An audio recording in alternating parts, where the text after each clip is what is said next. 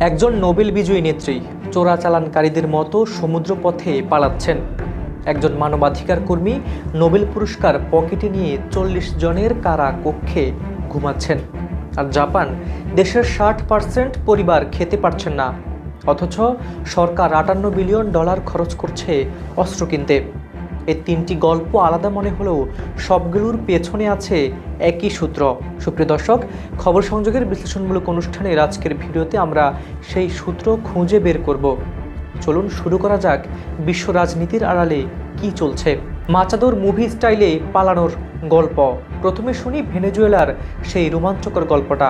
মারিয়া Corina Machado ভেনেজুয়েলার বিরোধী দলের নেত্রী, নোবেল শান্তি পুরস্কার পেয়েছেন। কিন্তু সমস্যা হলো প্রেসিডেন্ট নিকোলা মাদুরো তাকে দেশের শত্রু মনে করেন। এখন মাচাদোকে নরওয়ের অসলোতে যেতে হবে পুরস্কার নিতে, কিন্তু কিভাবে? পুরো দেশ জুড়ে মিলিটারি চেকপোস্ট। মাদুরো সরকার চোখ রাখছে সর্বত্র, আর এয়ারপোর্ট ভুলেও যাওয়া যাবে না। তো মাচাদো কি করলেন? হলিউড মুভির মতো পালানোর পরিকল্পনা। ধাপ 1, আমেরিকার একটি প্রাইভেট কোম্পানি গ্রে বুল রেস্কিউ, যাদের leader Brian stern Iraq Afghan যুদ্ধের অভিজ্ঞ সৈনিক, তারা এগিয়ে এলো। ধাপ 2, একটি নয়, পুরো নৌকার বহর। এর কারণ একটা ধরা পড়লে বাকিগুলো এসকেপ রুট। ধাপ 3, গন্তব্য ক্যারিবীয় কোনো এক দ্বীপ, যেখানে একটি প্লেন অপেক্ষা করছে। কিন্তু এখানেই টুইস্ট। সেই সময় আমেরিকা ক্যারিবিয়ান সাগরে মাদক চোরাচালানকারীদের নৌকায় ড্রোন হামলা চালাচ্ছিল। এর মানে মাচাদোর নৌকাকেও ভুল করে টার্গেট করতে পারে। কল্পনা করুন সেই দৃশ্য, খোলা সমুদ্রে ঢেউয়ের মধ্যে নৌকা, আকাশে যে কোনো সময় ড্রোন আসতে পারে। আর তিনি জানেন না যে পরের মুহূর্তে কি হবে। শেষমেশ তিনি অসলো পৌঁছেছিলেন, কিন্তু দেরি করে। পুরস্কার বিতরণ শেষ হয়ে গিয়েছিল। তবে গল্পের আসল পয়েন্ট হলো, এই পুরো অপারেশন চালিয়েছে একটি American private company.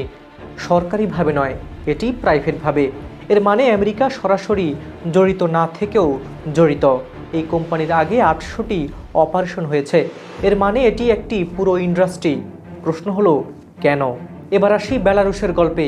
Alexander Lukashenko, ইউরোপের শেষ ডিক্টেটর বলে যাকে ডাকা হয়, পুতিনের ঘনিষ্ঠ বন্ধু।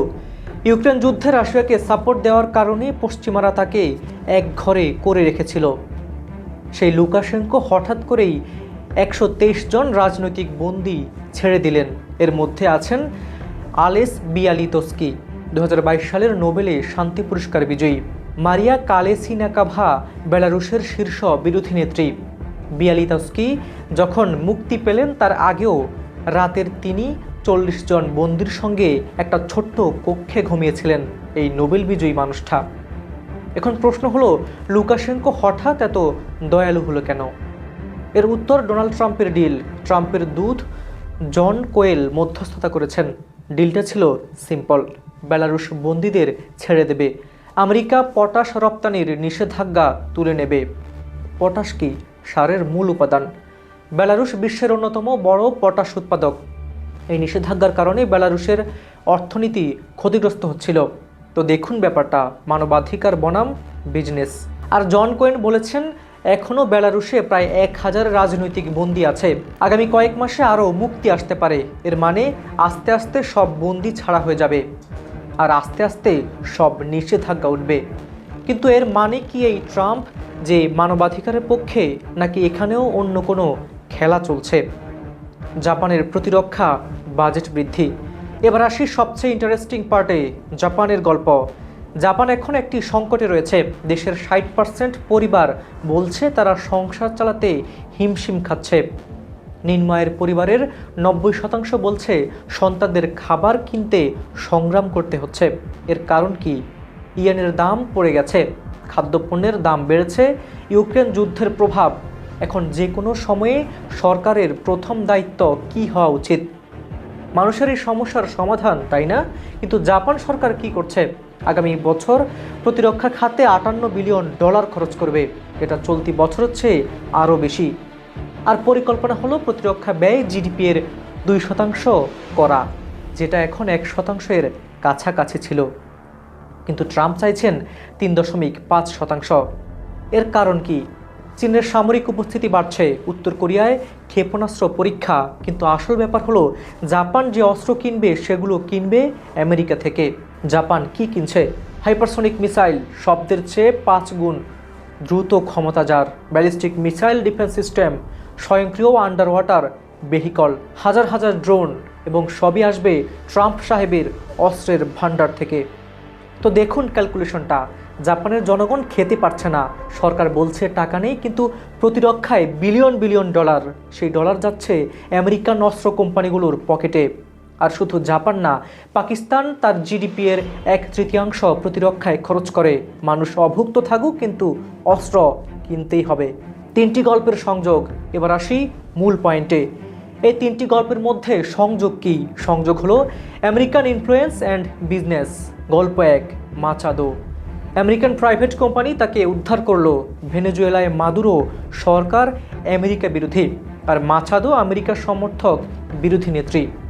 এর মানে আমেরিকার জিওপলিটিক্যাল ইন্টারেস্ট। গল্প 2, বেলারুশ। ট্রাম্প ডিল করলো বন্দি মুক্তির, কিন্তু বিনিময়ে বেলারুশ পেল অর্থনৈতিক সুবিধা। এর মানে মানবাধিকার দিয়ে বিজনেস করা। আর লুকাশেঙ্কো, যে পুতিনের বন্ধু, সেও এখন ট্রাম্পের সঙ্গে ডিল করছে। 3, জাপান। ট্রাম্প চাপ দিচ্ছে প্রতিরক্ষা ব্যয় বাড়াতে, সেই টাকায় জাপান আমেরিকান অস্ত্র কিনবে। এর মানে সরাসরি বিজনেস। প্যাটার্ন দেখুন। 1, আমেরিকা আর সরাসরি যুদ্ধে নামছে না। 2, বরং প্রক্সি ব্যবহার করছে, হয় প্রাইভেট কোম্পানি, হয় মিত্র দেশ। আর 3, ডিপ্লোমেসি মানে এখন বিজনেস ডিল, মানবাধিকার ট্রেডিং কার্ড। 4, সবচেয়ে বড় ব্যাপার অস্ত্র বিক্রি। সারা বিশ্বে ভয় ছড়াও, দেশগুলো অস্ত্র কিনবে। ট্রাম্প তো নিজে বলেছিলেন মেক আমেরিকা গ্রেট অ্যাগেইন। কিভাবে অস্ত্র বিক্রি করে?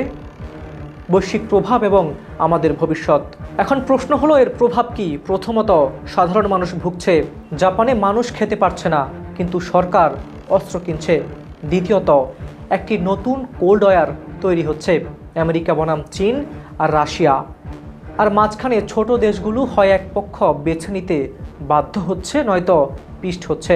আর তৃতীয়ত, কৃত্রিম বুদ্ধিমত্তা আর আধুনিক প্রযুক্তি ব্যবহার হচ্ছে মূলত অস্ত্র তৈরিতে, মানব কল্যাণে নয়। চতুর্থত, মানবাধিকার এখন ট্রেডিং কার্ড। যেখানে স্বার্থ সেখানে মানবাধিকার, যেখানে স্বার্থ নেই সেখানেই নীরবতা।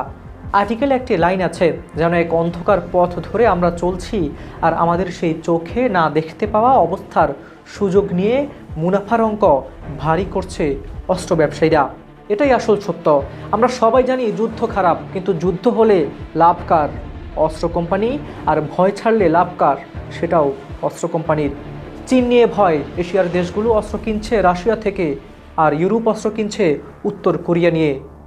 জাপান থেকে দক্ষিণ কোরিয়া অস্ত্র কিনছে, আর সবচেয়ে বড় অস্ত্র রপ্তানিকারককে, সেটি হলো আমেরিকা। একটা নোবেল বিজয়ীর পালানোর পেছনেও আছে জিওপলিটিক্স। মানবাধিকার এখন আলোচনার টেবিলে ট্রেডিং কার্ড। আদর্শ নয়, স্বার্থই আসল।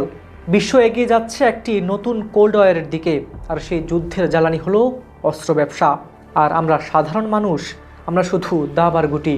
বড় খেলোয়াড়রা খেলছে আর আমরা দাম দিচ্ছি।